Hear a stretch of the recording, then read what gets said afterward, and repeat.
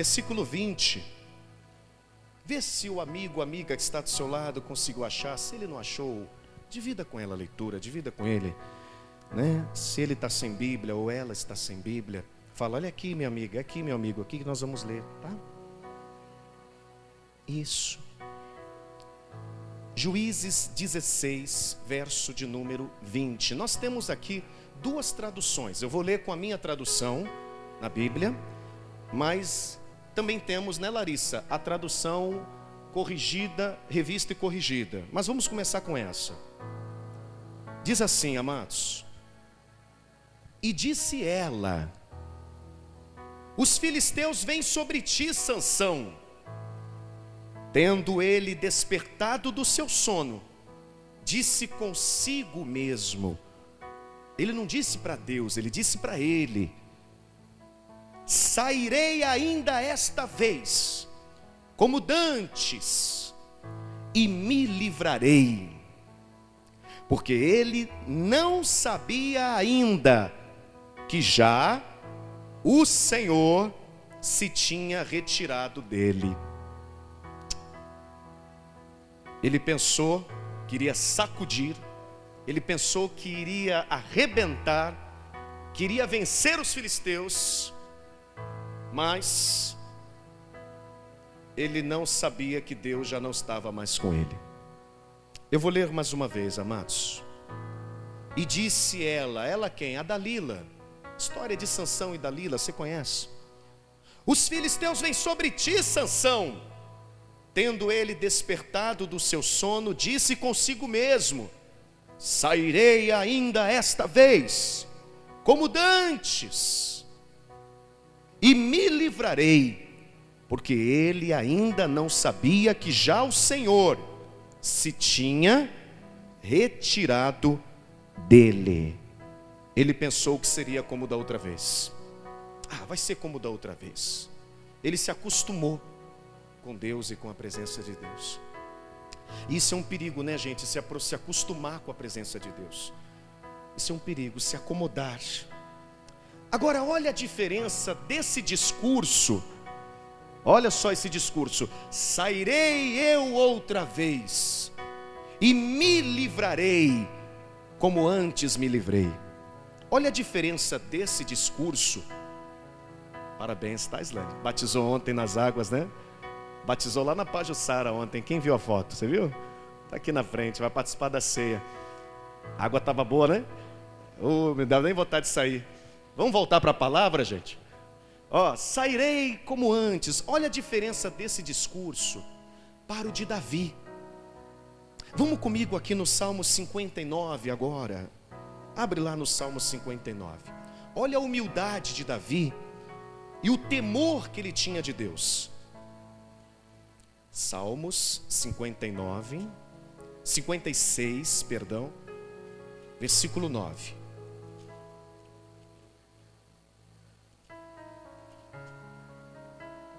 Salmos 56, versículo 9.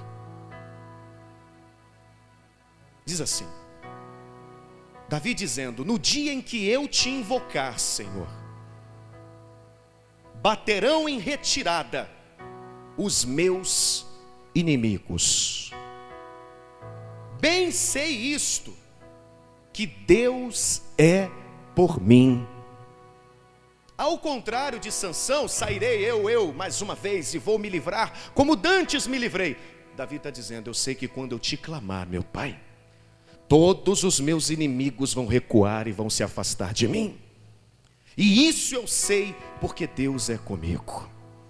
Amém? Você prefere o primeiro discurso ou o segundo? Qual que combina mais com você? Eu também, o segundo, né? Então vamos lá, repita comigo todos juntos, vamos lá? Diga comigo, amados: no dia em que eu te invocar. Mas fala mesmo olhando para o céu, vamos lá, falando com Deus, diga: no dia em que eu te invocar, Senhor, baterão em retirada os meus inimigos. Bem sei isto, que Deus é por mim. Deus é por você. Deus é por você. Vamos ocupar as mãos e orar. Vamos falar com Deus. Pai querido e Deus amado, meu Deus, nós entramos na Tua presença nessa noite, nesse domingo de ceia, na última Santa Ceia do ano de 2019. E até aqui nos ajudou o Senhor, meu Pai. Até aqui tem nos fortalecido, Senhor. E oramos e pedimos que o Senhor venha falar conosco através da Tua palavra. Meu Deus, que o homem diminua, porque o homem não precisa aparecer, mas que o Senhor cresça, que o Senhor use a boca do homem, use os lábios do homem. Nenhum de nós, Senhor, viemos aqui para ouvir o que queremos, mas viemos para ouvir a Tua palavra. E fala com cada pessoa que está aqui hoje, nesse domingo, e também com quem ouve pelo rádio, meu Pai. Sim, nesta segunda-feira, quando a palavra está no ar, e quem ouve pela internet, e que a Tua palavra poderosa produza frutos e resultados. É isso que lhe pedimos e já te agradecemos. Em nome de Jesus, diga amém. Vamos aplaudir bem forte, igreja. Aplaude mais, diga glória a Deus. Diga louvado seja Deus. Diga obrigado, Senhor. Podeis sentar, por gentileza, tome teu assento. Diferença brutal entre Sansão e Davi. Apesar de serem dois heróis de guerra, eles tinham pensamentos completamente diferentes, palavras diferentes, porque um não tinha mais o Espírito Santo e achava que tinha. O outro foi tão humilde que disse: quando eu clamar a Deus, o meu inimigo vai recuar. Então, pior do que não ter o Espírito Santo, amados, é não ter e achar que tem, que foi o caso de Sansão. Pior do que não ser de Deus, é não ser e achar que é. Então, hoje eu quero mostrar para você a história de Sansão e um pouquinho da história de Davi. Nós vamos falar um pouco sobre os dois. Amados, a primeira coisa que a gente percebe nesse versículo é que Davi, ele tinha inimigos. Davi tinha adversários. Eu considero como meus inimigos e meus adversários todos os problemas que vêm contra mim. Uma dor de cabeça que eu tenho, eu não considero como minha amiga. Para mim é um adversário que eu tenho que superar, eu tenho que vencer. Um problema no meu casamento, um desentendimento com a minha mulher, para mim é um adversário. É um problema que eu tenho que vencer, eu tenho que superar. Eu não tenho problemas como meus amigos. A partir do momento que eu encaro um problema como um amigo, eu não vou combatê-lo, eu não vou lutar para vencê-lo, para resolvê-lo, mas vou abrir um espaço na minha vida para esse problema ficar alojado. E toda religião tem sua maneira de acomodar o ser humano. Não sei se você já percebeu, na dor e no sofrimento. Toda religião tem a sua maneira de acomodar o ser humano com a dor, fazer ele aceitar o sofrimento, a humilhação. Umas dizem: olha, você tem que aceitar isso porque é seu karma. Outras dizem: você tem que aceitar isso porque em vidas passadas você fez muita besteira, então agora você está colhendo. Aceita essa dor, aceita essa vergonha. Outras dizem: olha, você tem que aceitar esse problema e essa dor porque essa é a tua cruz. Só que Jesus informou que cruz não tem nada a ver com isso, amados. A cruz são as lutas que enfrentamos por pregar o Evangelho. Não são os problemas que trazemos da nossa vida, que enfrentamos na nossa vida. Ah, isso é uma prova. Só que a prova é por um breve tempo. Nenhuma prova dura a vida inteira. Pedro diz isso: alegrai-vos, ainda que por breve tempo sejais contristados com muitas provas. Breve tempo, essa prova passa. Agora, problemas são inimigos. E esses problemas têm que ser enxergados como adversários, inimigos e combatidos. Se você, ouvindo essa palavra, já começar a tomar posse dela, nunca mais você vai aceitar a dor, o sofrimento, a humilhação e a vergonha como se fosse algo normal na tua vida. Pelo contrário, a partir de hoje, quando você ver um problema aparecendo na tua vida, você vai fazer como Davi. Você vai levantar a sua voz, vai clamar a Deus, vai invocar o nome do Senhor, e eu profetizo que o que está no versículo 9 do capítulo 56 vai se cumprir na tua vida. Você vai clamar e os teus inimigos e problemas vão bater em retirada, porque Deus está contigo. Deus é contigo, minha gente. Ô glória, olha lá, repita comigo, igreja. Vamos lá, quando eu a te clamar, então retrocederão os meus problemas. Isto eu sei, porque Deus é comigo. Você crê que Deus é contigo? Então quando você clamar, o problema vai retroceder. Clame a Deus, ore a Deus, busque a Deus. Não fica baseando na força do seu braço, não. Não, eu resolvo, eu dou meu jeito, vou sair outra vez e vou me livrar. Não, clame a Deus, porque esse problema é espiritual.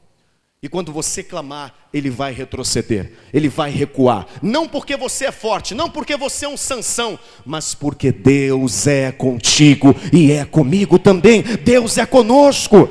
Emanuel quer dizer Deus conosco. Amém? Agora, por que Davi tinha essa confiança no socorro de Deus? Por quê?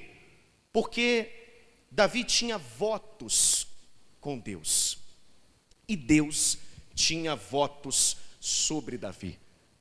Aí mesmo, nessa linguagem, no versículo 12, eu queria que você abrisse comigo. Olha o que Davi diz aqui no versículo 12, daqui a pouco a gente vai lá para Sansão.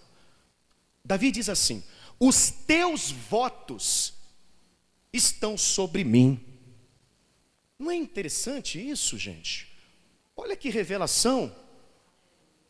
Por que não está escrito, os meus votos estão sobre ti? E sim, os teus votos, Senhor, estão sobre mim. Por que isso? Como assim, pastor? Quem aqui é casado? Levanta a mão. Pastor, sou casada, sou casado.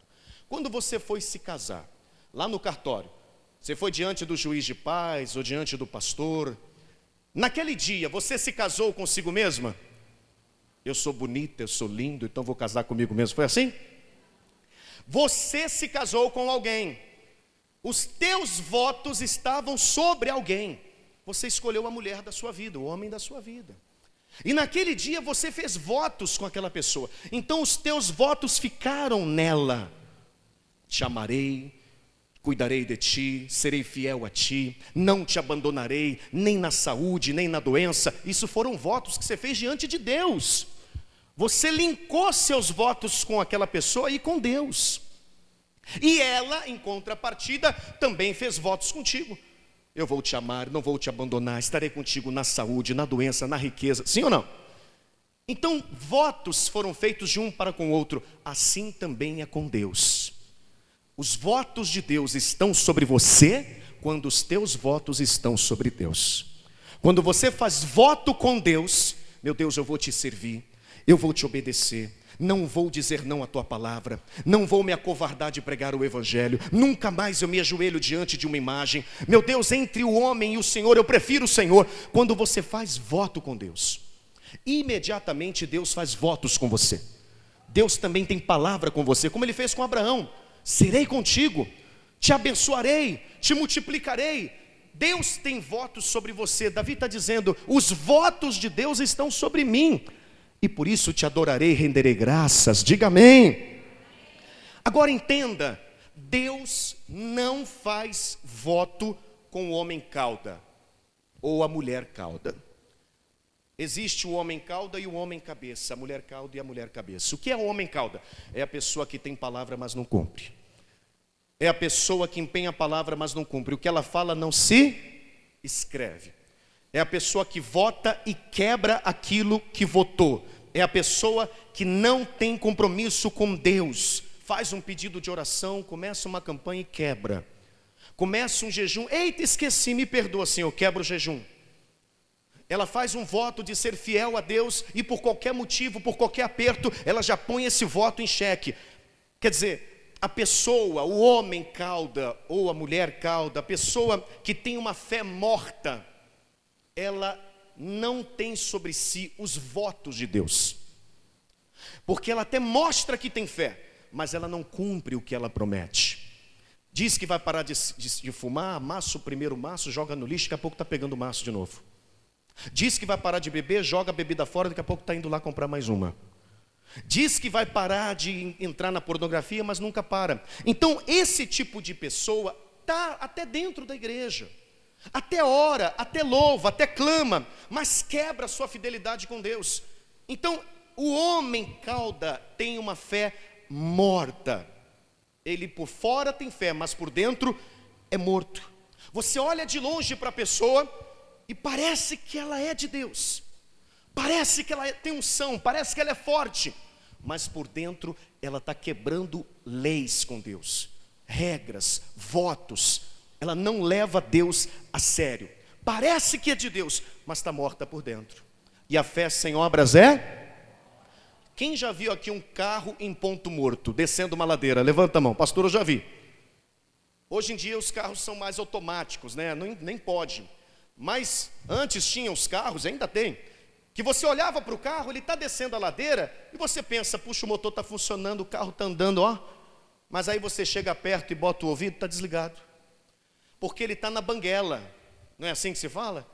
Está na banguela, está em ponto morto. Parece que está ligado, quem olha pensa que está ligado, mas por dentro já morreu o motor.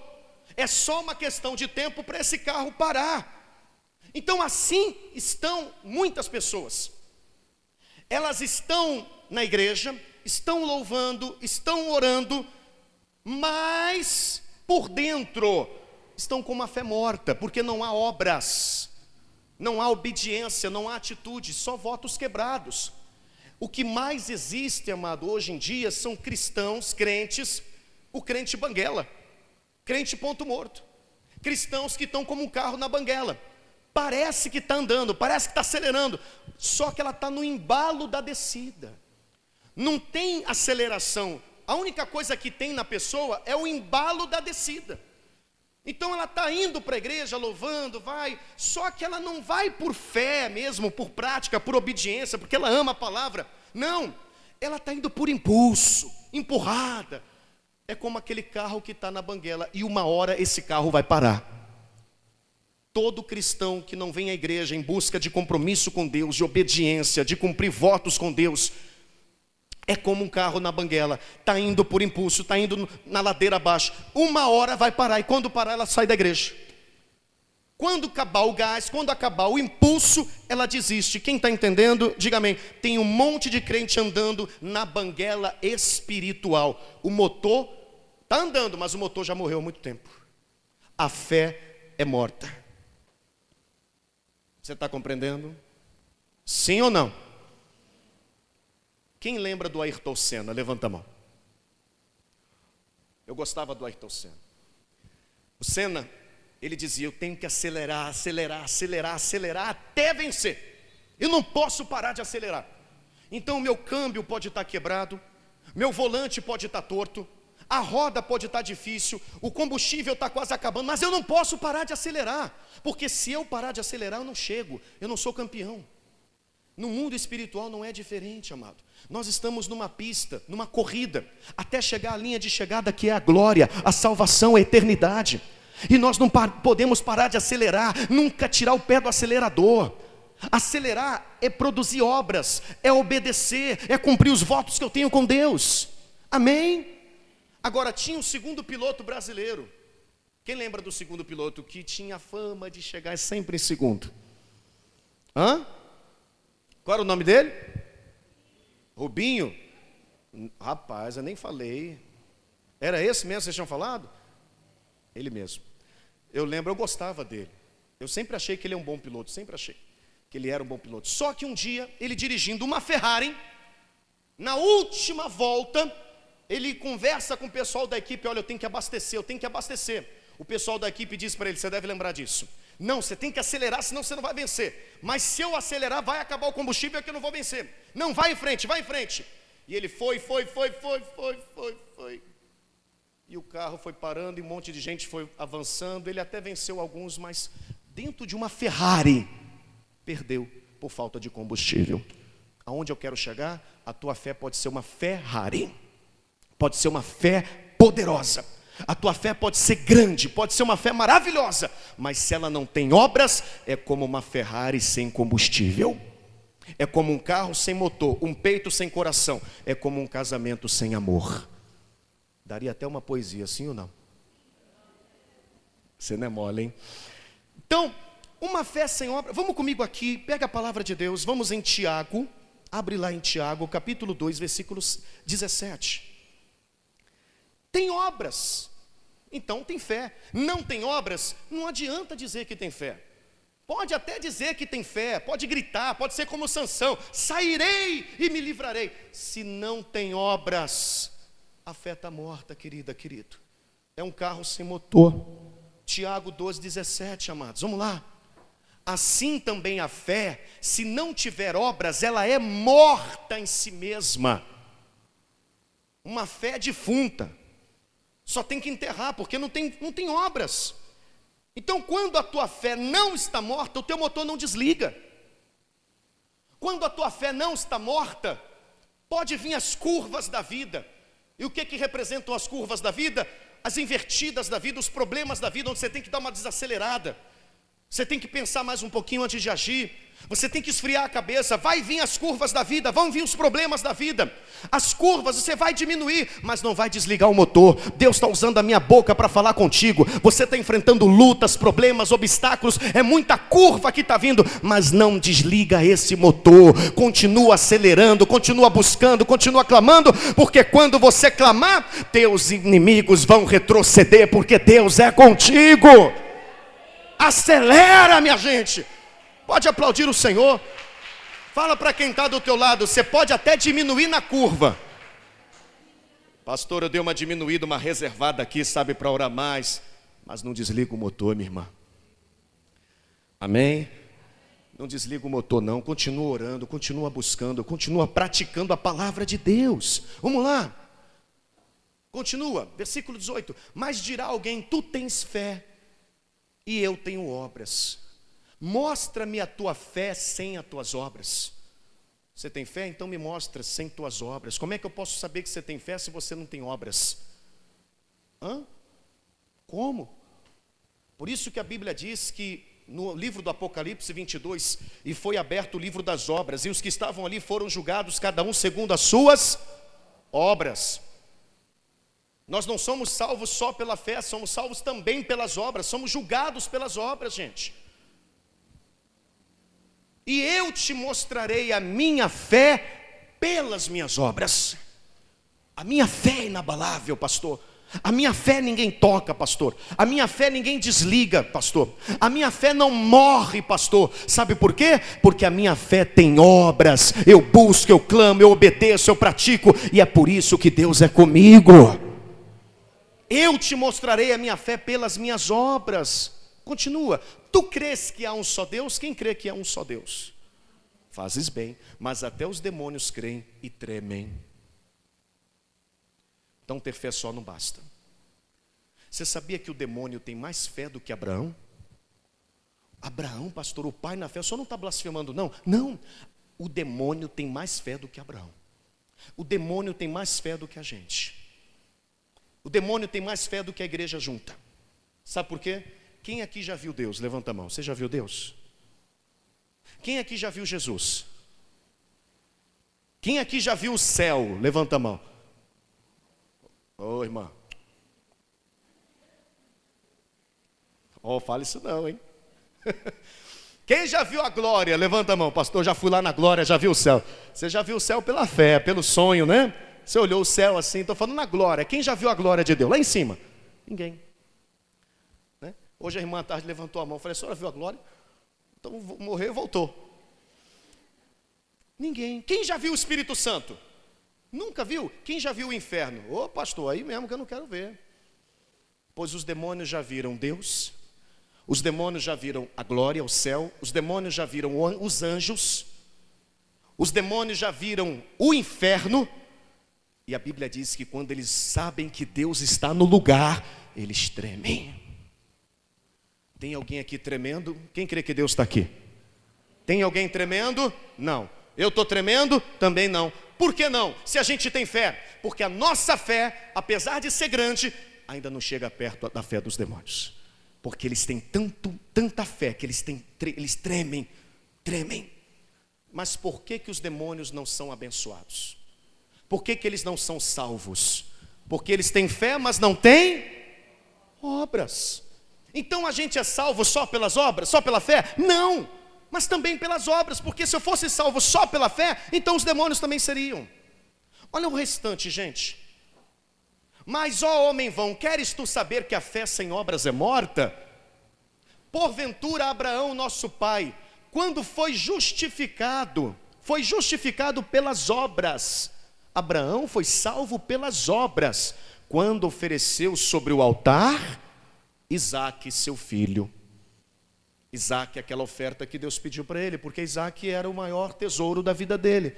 Então aquela oferta estava simbolizando o coração de Abraão no altar. Deus não queria Isaque, Deus queria Abraão. Quando Deus pede Isaque, Deus não está nem aí para o Isaque, Deus quer o coração de Abraão. Quem entende aqui? Quando Deus pede algo de nós, Ele não está nem aí para o dízimo, oferta, Ele quer ter o coração, Ele quer saber onde está a sua fé. Continua, vamos lá. Bem vês que a fé cooperou com as suas obras, e que pelas obras a fé foi aperfeiçoada. Então tuas obras, teu cumprimento aos votos que você tem com Deus, aperfeiçoam sua fé, lapidam a sua fé. Cumpriu-se a escritura que diz, creu Abraão em Deus, e isso foi-lhe imputado como justiça. E Abraão foi chamado de amigo de quem? De Deus. Mas por que ele foi chamado de amigo de Deus? Porque ele tinha só fé? Não. Então os demônios são amigos de Deus, porque os demônios também têm fé. Mas ele foi chamado amigo de Deus porque ele tinha obras. Diga comigo, vale mais uma atitude do que 1000 palavras. Vamos lá. Uma ação vale mais do que 1000 palavras. A gente cansa de ver gente dizendo que está cheia de fé, estou cheio de fé, e não realiza nada. E não obedece, e não sacrifica nada de si para Deus. Não coloca a vida no altar, não sacrifica a carne, amados. Não dá nada para Deus, não põe nada no altar de Deus, nem a vida está no altar de Deus. Falam, e tem pessoas que não falam nada, está dentro da igreja quietinha, reservada na dela, mas é uma pessoa de fé. Está trazendo amigos para a igreja, está trazendo a família para a igreja, está evangelizando, está jejuando, é dizimista, é ofertante. Quem está entendendo? E não fala, mas está cheia de fé. Então por isso Abraão era amigo de Deus. Amém? Agora, se não tem ação, não tem reação da parte de Deus. Se minha vida não é entregue a Deus com obediência, não tem como Deus agir. Aí a pessoa fica pedindo a Deus, meu Deus, eu quero um 2020 de mudança, de coisa extraordinária, eu quero que o Senhor faça isso, faça aquilo, mas ela não se doa para Deus. Ela até vem para a igreja, sabe? Toda vez que você vem para a igreja, o fogo do altar se acende, na expectativa de você entregar a vida para Deus. Toda vez que você vem para a igreja, o fogo do altar se acende na expectativa de você se arrepender dos seus pecados, de você fazer voto com Deus. Malaquias 1, por favor, abra lá. Há uma frase que eu já li aqui em Malaquias 1, que Deus estava muito bravo com o povo, viu? Deus estava muito triste com o povo. Malaquias 1. Porque o povo aparecia diante dele, mas não se convertia, e desonravam Deus com suas atitudes. Então olha o que Deus disse aqui, Malaquias 1, versículo 10. Eu confesso que quando eu li isso a primeira vez, eu fiquei assustado, gente. Eu nunca vi Deus falando desse jeito. Mas Deus é amor, e mesmo assim Ele fala assim, ó. Estamos nessa Bíblia aqui, na minha Bíblia, olha. Pode ir na outra tradução, tá, Larissa? Na atualizada, na Bíblia atualizada, para que entendam melhor. Tomara houvesse entre vós quem feche as portas. Olha como é que Deus está dizendo, tomara que alguém fechasse as portas da minha casa. Poxa, Deus falando isso? Mas por quê? Por que Ele estava bravo? Para que não acendesses debalde em vão o fogo do meu altar. O povo acendia o fogo do altar e Deus ficava na expectativa. É hoje que ela se converte, é hoje que ela se entrega, é hoje que ela me obedece, é hoje que ela faz um compromisso comigo. Então Deus ficava na expectativa, mas o fogo era aceso em vão. Eu não tenho prazer em vós, diz o Senhor dos Exércitos, e não aceitarei da vossa mão a oferta. Então Deus está dizendo, eu não consigo ter prazer em vocês, falando para Israel. e nem vou aceitar o que vocês estão me oferecendo. Porque o povo não queria obedecer a Deus e queria adorar a Deus de qualquer jeito. Na hora da oferta, traziam, sabe o quê? Ovelha manca. Você quer ver? Olha aqui no versículo 7. Ofereceis sobre o meu altar pão imundo. E depois me perguntais, em que havemos te profanado? Nisto que pensais, a mesa do Senhor é desprezível. Quando trazeis animal cego para sacrificar, vocês dizem, não é isso mal? E quando trazeis o coxo, o enfermo, não é isso mal? Apresenta ao teu governador e veja se ele terá agrado em ti ou será favorável, diz o Senhor. Versículo 9, agora pois, suplicai o favor de Deus. Vocês estão pedindo a minha ajuda, que nos conceda a sua graça. Vocês estão pedindo minha graça, mas com tais ofertas nas mãos, aceitará ele a vossa pessoa? Deus está sendo direto. A oferta que vocês estão trazendo, porque a oferta representa o ofertante. Deus não está nem aí para o boi, para o carneiro. Deus queria ver o coração deles. Então Deus está dizendo, assim como vocês estão trazendo ovelhas cegas, vocês estão cegos também, espiritualmente. Assim como vocês estão trazendo ovelhas mancas, vocês estão mancos na fé. Vocês estão doentes na fé. E eu não vou acender o fogo do altar em vão. Diga, se Deus acende o fogo do altar, é para eu me entregar para Ele nesse dia. Quem compreende, diga glória a Deus. Aí agora a gente parte para Sansão. Sansão tinha um voto poderosíssimo com Deus. O voto de Nazireu. Tem gente que pensa que Nazireu é morar em Nazaré. Não tem nada a ver. Já ouvi gente dizer que Jesus tinha voto de Nazireu. Não, Jesus era nazareno. Morava em Nazaré. Nazireu é outra coisa. O voto do nazireado, gente, é o seguinte: o homem não pode cortar o cabelo, não pode beber vinho e não pode tocar em coisas mortas. É um voto. Então Sansão tinha esse voto: ó Deus, eu não vou cortar meu cabelo, não vou beber vinho e não vou tocar em nada que é morto. Em contrapartida, porque se o meu voto está sobre Deus, o de Deus está em mim. Eu quero que o Senhor me faça o homem mais forte de Israel. Eu quero ser juiz, herói. E Deus fez. Sansão estava indo muito bem. Quem já ouviu a história de Sansão? Todos nós. Deus fez isso com ele, só que ele começou a quebrar os votos dele. O homem que não podia beber vinho começou a encher a cara. O homem que não podia tocar em coisas mortas estava tocando. Só faltava um voto para ele quebrar: o cabelo, as tranças. E aí você conhece a história, né? Ele vai se envolver com 3 mulheres: uma filisteia, uma prostituta e Dalila. Dalila não era prostituta, gente. Isso aí é um equívoco teológico. A prostituta era a segunda. Dalila era judia que morava no Vale de Soreque. O nome Dalila é judeu. Ela não era prostituta, mas ela era interesseira. O coração dela estava no dinheiro. Então ela se envolve com Sansão. Sansão se envolve com ela sem pedir sabedoria para Deus, direção. E aquela mulher faz um pacto com os príncipes dos filisteus, minha gente. E os príncipes dos filisteus, que cansaram de ser derrotados por Sansão, falaram para ela: nós 5 vamos te dar 1.100 ciclos de prata, se você nos revelar no que consiste a força desse homem. Ele apaixonado vai lá em Juízes 16, a gente já está chegando ao final. Segura aí, não dorme não. Juízes 16. A partir de agora, Dalila começa a tentar revelar os segredos de Sansão. Um homem cheio do Espírito Santo, motor ligado a 200, a 300 por hora, uma Ferrari na mão de Deus, mas que começou a vacilar. Olha só, versículo 6. Disse, pois, Dalila a Sansão: declara-me, peço-te, em que consiste a tua tão grande força? Com o que poderias ser amarrado para que pudessem te subjugar, te fazer escravo? Como que alguém te faz escravo, Sansão? Respondeu Sansão: meu amor, se me amarrarem com 7 tendões frescos, ainda não secos, então me enfraquecerei e serei como qualquer outro homem. Alguns dizem que esses tendões frescos aqui era tripa de animal, que ainda não estava ressecada. Isso é macumba. Sansão sabia que os filisteus eram místicos, eram feiticeiros. Então ele está brincando com um perigo, brincando. Olha, se me amarrarem com tripa de animais, aí eu fico fraquinho. Aí a Dalila botou vários soldados num quarto, na espreita, e disse: agora a gente pega ele. Continua. Os príncipes dos filisteus trouxeram a Dalila 7 tendões frescos, que ainda não estavam secos, e com os tendões ela amarrou. Tinha ela no quarto interior homens escondidos. Então ela lhe disse: os filisteus vêm sobre ti, Sansão. Ele estava dormindo, né?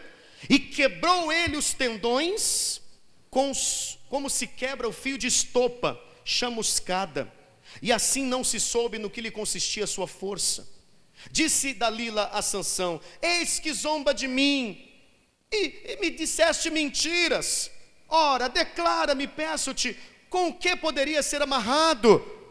Olha o que está acontecendo aqui, amados. Sansão está caindo num laço e não está percebendo.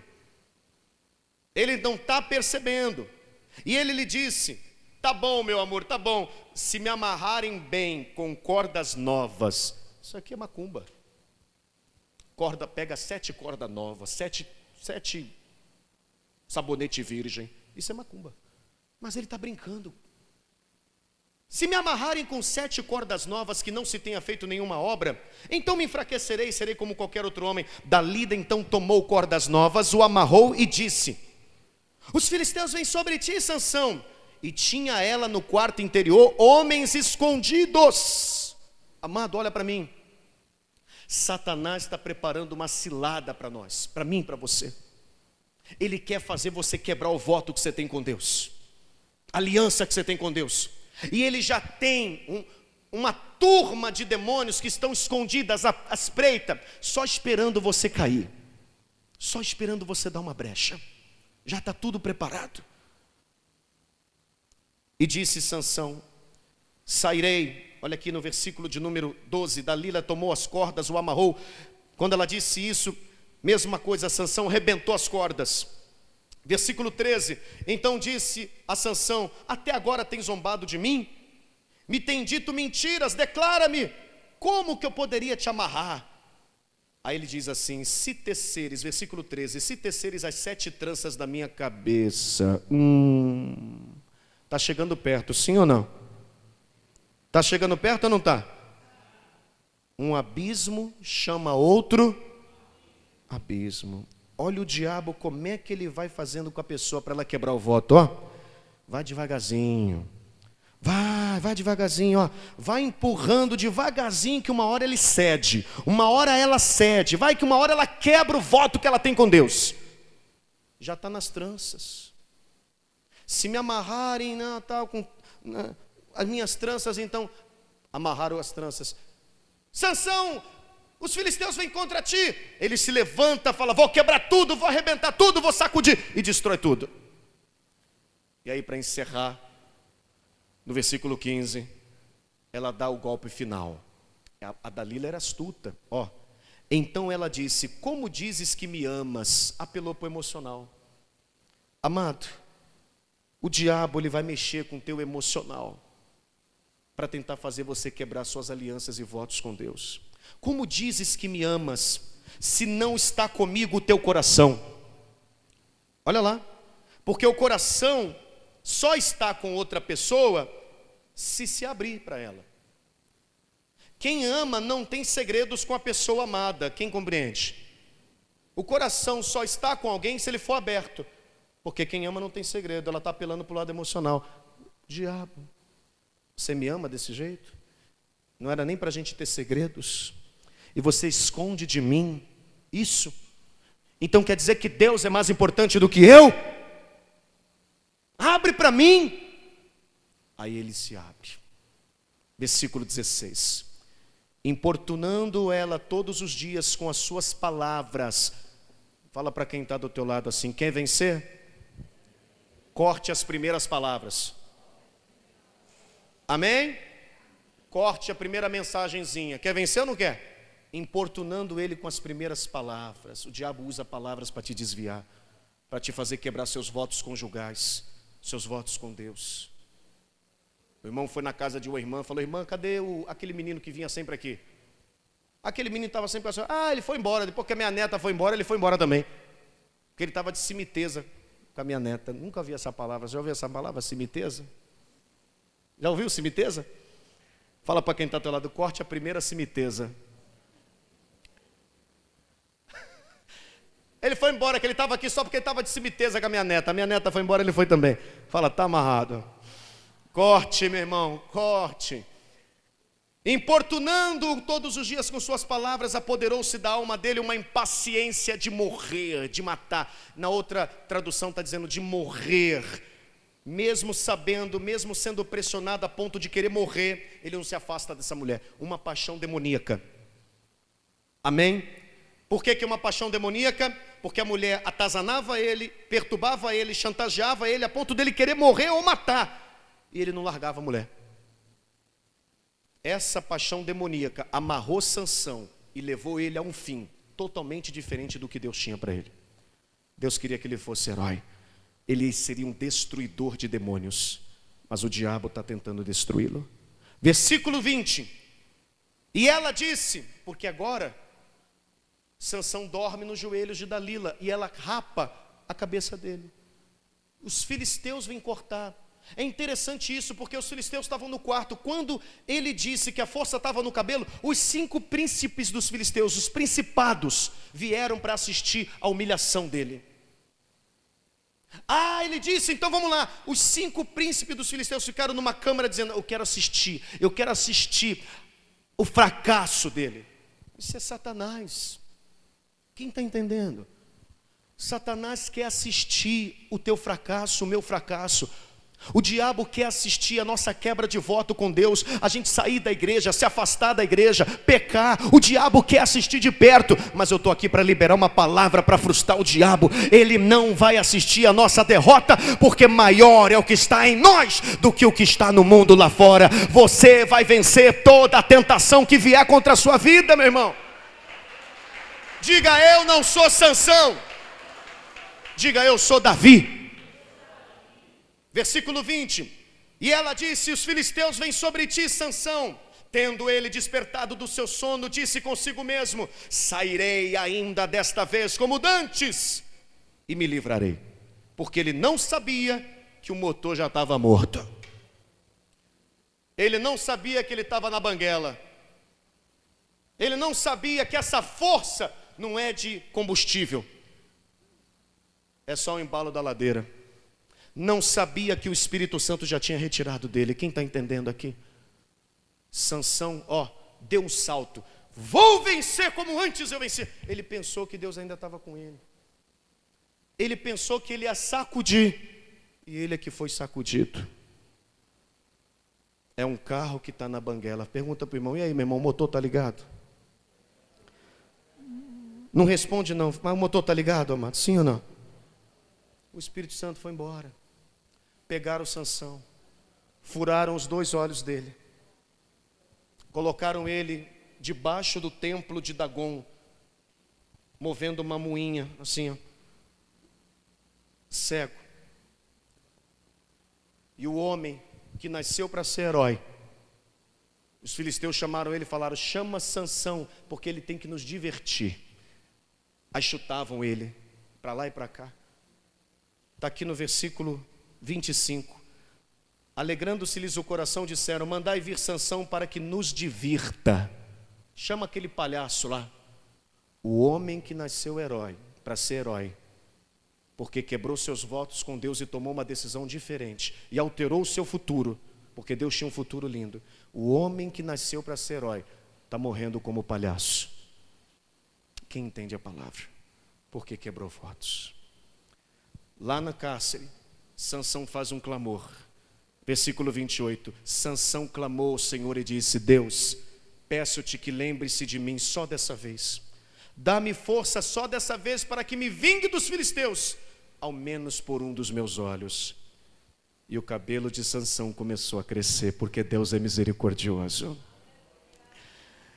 E abraçou Sansão com as 2 colunas do templo, que estavam no meio do templo, em que sustinham a casa, era o templo de Dagom, deus dos filisteus, fez força contra elas com a mão direita e com a mão esquerda e disse: morra eu com os filisteus.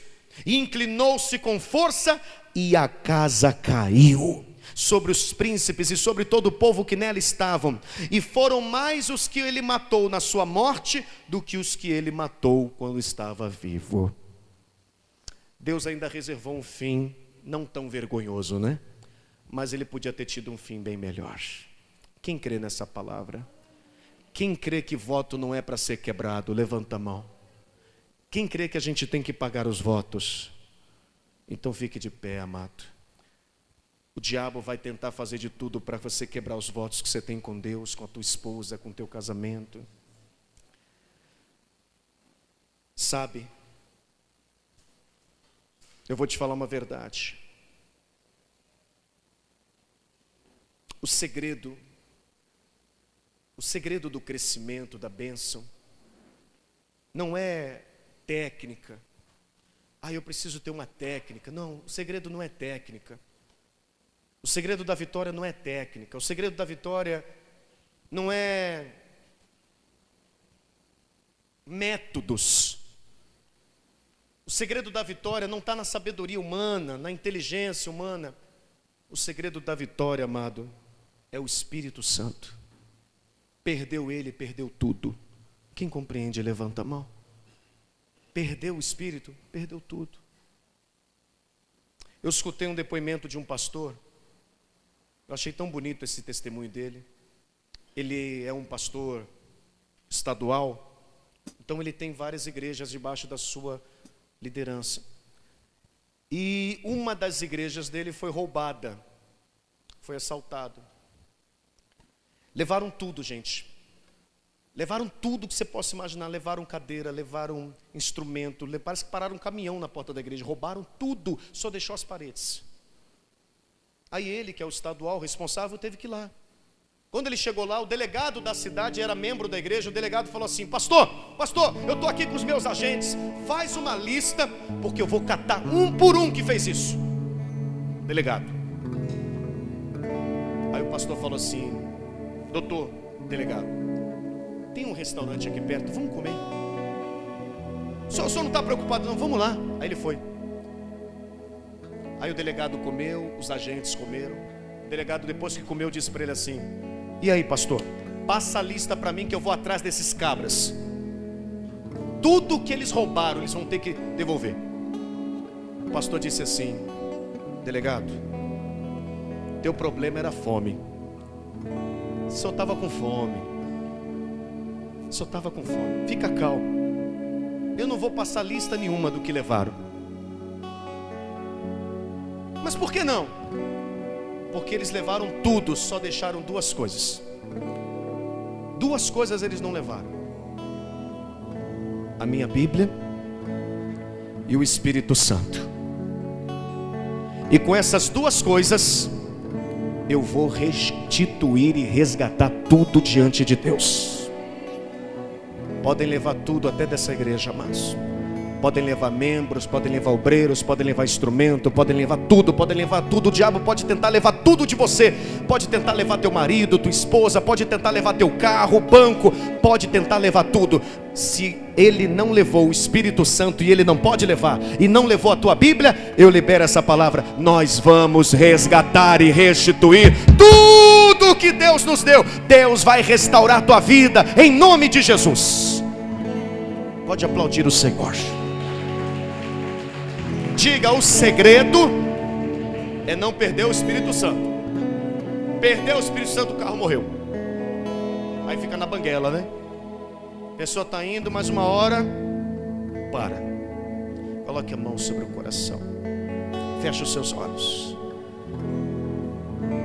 Feche os seus olhos e pense em Deus. A fé sem obras é como um carro sem motor, sem combustível.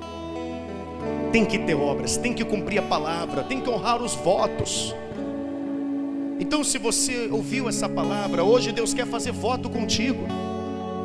Deus quer fazer um casamento com você. E o voto de Deus vai ser de te proteger, te guardar, te abençoar, ser contigo, por onde você andar. Mas o teu voto com Deus tem que ser também de estar com Ele, de obedecê-lo, de ser fiel, de não desobedecer.